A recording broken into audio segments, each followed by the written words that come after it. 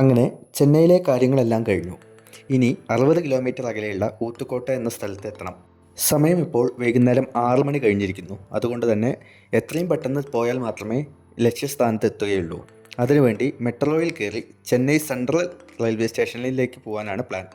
Ticket എടുത്തു, metro വന്നു. മെട്രോയിൽ കയറി നേരെ ചെന്നൈ സെൻട്രൽ റെയിൽവേ സ്റ്റേഷൻ്റെ മുന്നിലുള്ള പാർക്ക് ടൗൺ മെട്രോ സ്റ്റേഷനിലാണ് ഇറങ്ങുന്നത്.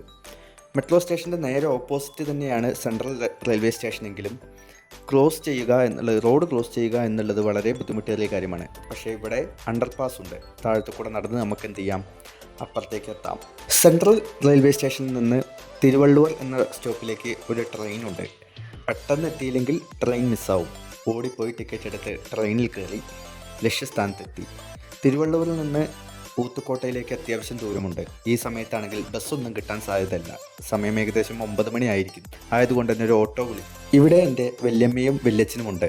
അവരുടെ അടുത്തേക്കാണ് വന്നിരിക്കുന്നത്. ചെന്നൈയിലെ തിരക്കിൽ നിന്നെല്ലാം വിട്ട് ഒരു ഗ്രാമപ്രദേശം, നമ്മൾ സിനിമയിലെല്ലാം കാണുന്ന ഒരു തമിഴ്നാട്. ഇവിടുത്തെ കൂടുതൽ കാഴ്ചകൾ അടുത്ത വീഡിയോയിൽ.